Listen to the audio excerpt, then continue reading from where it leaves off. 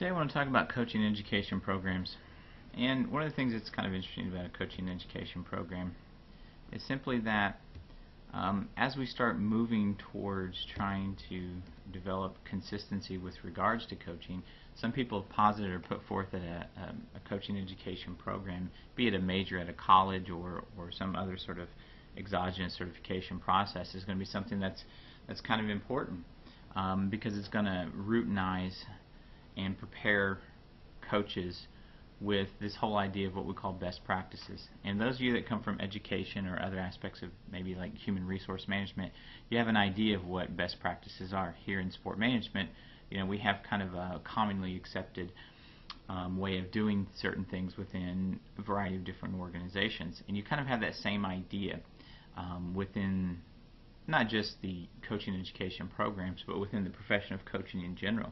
And so what it does is over the probably about the last 40 years, there's been a certain amount of best practices that have been developed and identified. And oftentimes these things include things like ways of being a proper communicator, how to go about making decisions, the role of the coach in terms of instruction. Now that could be a lot of different things. Maybe I could be talking about the mechanistic aspect of a sport, or that sport should be teaching life lessons, or if you're dealing with student athletes on the scholastic or the intercollegiate level, then maybe this whole idea of eligibility and taking care of business, quote unquote, in the classroom and getting your education. And so instruction includes a lot of different things. Mental preparation, which the idea here is that techniques that you learn as you prepare for sport, ways of controlling anxiety and that kind of thing, you've learned skills that you can actually translate outside of the sport arena. And then the whole idea of tactical execution again goes back to the notion of learning how to put together a plan, follow that plan, and then adjust on the fly. And again, those are skills that hopefully will be useful, not just in terms of being successful within the sport world, but also outside of it.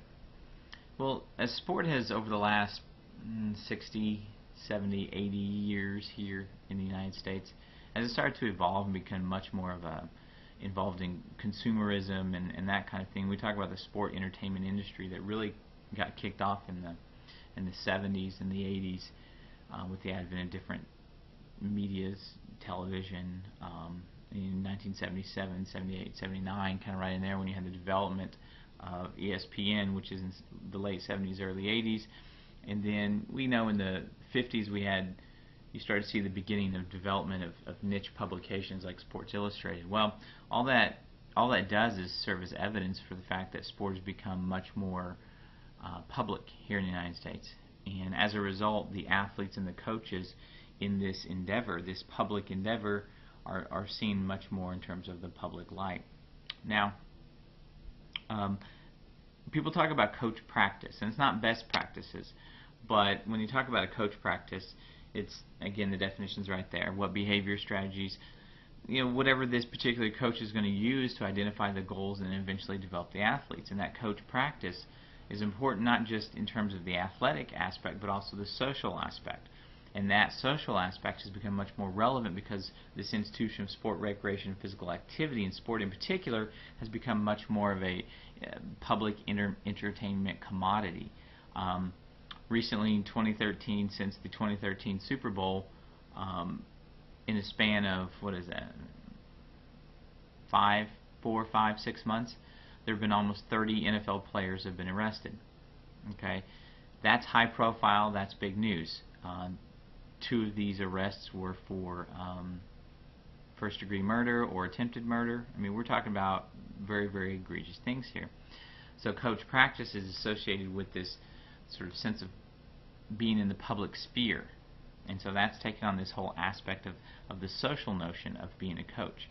Okay, so now coaching, just kind of throwing some things here that might be useful for understanding what a coach does. Coaching efficacy is kind of how far the coach actually believes they can positively impact the learning and performance of whatever athletes are dealing with. Okay, so efficacy is kind of associated with efficiency and affect and all that kind of stuff. So if you're thinking of cause and effect, what kind of effect can they have, or as the coach, how can they affect, positively impact? the learning and performance of whomever they're involved with. And there tends to be four major dimensions, not the only dimensions, but game strategy, which we're very, very familiar with, and the motivation, again, getting people up and ready to play, ready to practice, whatever. The technique that you go about doing everything, that's your communication techniques, that's your coaching techniques, that's the ins and outs, the nuts and bolts of an offense or a defense, or how to do whatever it is that you're doing, especially within team-oriented sports. But this latter dimension of looking at the four dimensions of coaching efficacy deals with character building. And so that goes back to the notion that you're not just trying to impact these athletes athletically, but also socially. There is a lot of overlap. This whole notion of efficacy is really related to, it kind of comes out of psychology and sports psychology, and so educational psychology has picked up some of that information. If you remember Bandura and the whole idea of self-efficacy, basically what, and if you don't, it's not the end of the world, but what he's saying here is that your self-efficacy is based on your concept of how positively you're going to engage in whatever task it is that you're doing is associated with your view of who you are. And we learn how to be, who we are by looking at the people around us. Okay, well that's very, very psychological and very social, and I mean there's some influence there. In the early 1980s, though, Michael came up with this motto for teacher efficacy. And there isn't a lot of overlap between what Bandura was doing and what Michael was doing, even though they're talking more about this amorphous idea of the self, and then obviously Michael's talking more about this notion of whether the teacher is confident and can complete the tasks in the classroom, and what kind of impact that he or she is having on the students. Well, between those two things, as you kind of synthesize and amalgamate them together, you can start to see how that might relate to a coach. Okay, all these different things, if we're talking about a coaching efficacy, then we're dealing with learning, the application of whatever it is that you're teaching and how you're teaching it, the commitment that the coach has to a process. If you've heard personal trainers, they talk about trust in the process. All right, and if you actually believe that, yes, we're going to develop cohesion, the morale of the group, and these kids are going to learn some life lessons, and it's not going to happen in 2, 3, or 4 weeks. If you trust the process and you're committed to it, then those people tend to have much more of a nuanced understanding of the type of impact that a coach can have with the athletes. Finally, confidence. How you develop confidence in your athletes, how you develop confidence in these athletes as people, it's really kind of up to the individual in terms of the technique.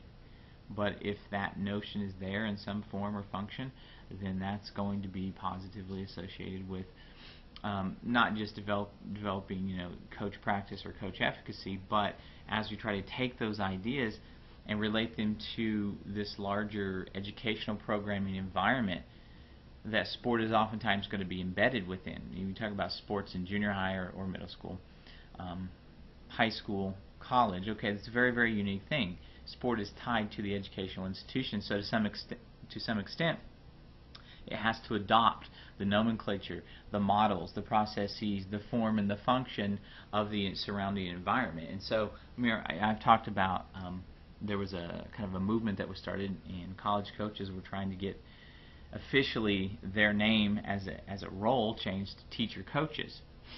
Okay, and that's kind of a nod to an understanding of what it is that these individuals are doing within the educational setting. Looking at understanding coaching and education from a social theory point of view, we've talked about structural functionalism or functionalism. Then we'll talk about some other theories here in a second, but remember, as a quick review, is that functionalism is about cooperation and things in society work together. All right, and those things in society are still there because they have some function that they're supposed to play. Well, sports' role in society is a positive socializing force, which means it's teaching people how to be good citizens. It's teaching those important norms and values. Kind of, if you go back to a basic civics understanding of what it means to be an American. All right, you can learn and you can pick up some of these values from participating in sport. Well, if that's the case, then coaches are going to be crucial to this process because they serve as what we call the gatekeeper. These are the individuals that the amorphous ideas of values like hard work, character, and so on and so forth, well, those have to be kind of digested for the masses, especially children. So coaches are going to serve as the individuals that introduce these concepts to these individuals. So a mandated coaching education program is something that's going to be an outgrowth of a functionalist point of view because it says sport is here to do X, Y, and Z. X, Y, and Z includes teaching values and an extension of the classroom, right? All right, well, if it's an extension of the classroom and these individuals, these participants are going to learn these values, then the quote-unquote teachers need to be properly credentialed and educated. In this way, what you have is if you go through a teacher education program, and it's an accredited program, all teachers that go through that program, they're not going to be robots that are all the same, but they're going to have the same types of ideas that they've had to deal with, the same types of discussions that they've had to be involved with. And so you want that sense of consistency. You want all coaches understanding what their role is, regardless of where they are, the youth sport level or youth scholastic, what level, within college athletics, but you need to have this credentialing to occur. Cultural theories, again, there's a lot of different ones out there, but we're going to just kind of sum them all together. It kind of comes out of critical theories as well, but it's the idea that sport can impact the society in which we're living. It has a sense of humanism and change, and coaches, because of the very nature of their high profile visibility, they're recognized authority figures that have a lot of impact for a lot of the players. They have power and authority to influence all of these different constituent groups, and this doesn't stop in the athletic world. I mean, this extends out into the public sphere with people in the community, so on and so forth. Well, that's when you get into this, that coaching education programs should teach coaches about their responsibilities and their influence. You don't have to talk about these things, but if these are issues that are important to the coach, then they can use their platform in a positive way to talk about these. If you're talking about sexual orientation, there was recently the high school men's basketball coach that was, from all accounts, very, I mean, it was a anemic program when he got there in 2009. They'd only won a few games the year before, and since then he's gone on to win a state title, is absolutely beloved by the community, beloved by his players, and in June of 2013 he came out and told his players that he was a gay man. Now, he didn't have to do that. He was sort of following the Jason Collins coming out as a player in the NBA and that kind of thing. He didn't have to do that, but it was something that was important to him, and he wanted to use that as a moment to show these young men that sexual orientation really has very little impact in terms of the coach-athlete dynamic. You can be gay and still be a great coach. You can be gay and still lead young men. And so that was something that he was very passionate about. Now, not all coaches have to have some sort of social issue, but what these cultural or kind of critical theories are saying is that because of that very, very unique position that you as a coach hold, you have the opportunity to try and positively impact young men, young women, society, and try to change things for the better. Interactionist theory, remember, we're talking about much more the micro level, and it talks about the notion of identity, not only for the participants but also for the consumers. And coaches are going to be related to this whole perception of a sport. When you start seeing a sport as something that's good for kids or that's personally fulfilling, the coach is oftentimes someone who is going to serve as the kind of help steer that ship, kind of serve as the rudder with regards this is going to be a positive or a negative experience. Now, coaching education from this interactionist point of view would say that, okay, the coach needs to recognize that they themselves have a multifaceted identity, all right, which means you're a coach, but you're also many other things, and that you should then try to develop that sense of holistic development for the athletes. You're more than just a ball player. You're more than just a shortstop or a pitcher, or someone who plays soccer or volleyball. Or you're more than just a member of the WSU track and field team. You are, and you try to help them fill in the blank. So what you try to do is you're essentially connecting the idea, the construction of sport, and how important it is to that person's identity, and you're trying to help them connect that identity to other things. You can be an athlete, but let's say you get a scholarship and you go to college. Well, now you're a student athlete, and your athletic skills and talent can actually help you earn or attain a college degree. And if you can kind of play that up, and as someone with a college degree, think about what kind of position that puts you in. We're one of the most educated countries in the world, and you're in the top 20-25% of people in terms of education, if I can spit that out, here in the United States. And so, yes, there's a lot more people going to college than maybe there used to be 40 years ago, but it's still a pretty important and special thing. And so the coach has that ability to impact these social environments of these individuals outside of just the ice, the pitch, the field, whatever. Coaching education is difficult to implement because it's expensive, and there's still no consensus. Right now we're in the process of awareness, trying to tell everyone about the responsibilities of the coach. Well, at some point you hope that awareness will institutionalize itself into certification, which is wonderful, but how do we provide certification when it's not mandated, it's not mandatory? The YMCA doesn't say that you have to be a certified youth sports coach before you can come out and participate. And then once you get that certification or that degree, continuing education, ideas with regards to how to treat a concussion, for example, or positive ways of dealing with the millennial generation and trying to instill a sense of leadership within these younger generations. In order to understand that, there's going to be this sense of continuing education. You have to keep learning. And then you have to think about the political climate. And it's one of those things that we don't necessarily like to talk about, but there's politics in everything.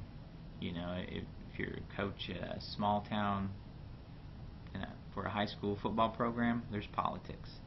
If you're the coach for the USA women's national soccer team, there's politics, and everything in between, even down to the youth level, there are politics.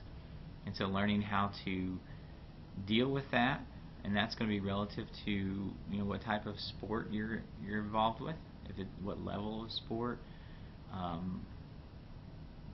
If you're talking about the type of sport, if you're talking about the funding, if you're an AAU coach or an MAYB coach or something like that, or if you're much more of a kind of local municipal rec league coach. And then how does your organization that you're coaching for, how is that associated with education? If you're part of the YMCA, then maybe, okay, the Y could provide some sort of education. If you're, it used to be that the high school coaches had to be high school teachers, and then that started to change and evolve. I'm not saying that's good or bad, but these are just questions that you need to ask yourself when you're talking about the role of the coach. The role of the coach, there's not one ubiquitous role. There's not one homogenized understanding of what a coach should be doing and should not be doing. To some extent, we talk about these things in generalities and in the abstraction so that we can try to prepare the individual by at least getting them to think about the importance of what it is that they're doing. This role that they're going to engage in is extremely influential. And how do you go about setting the stage so that whatever it is that you do, and coaches, future coaches, how can they positively impact individuals and sport in general?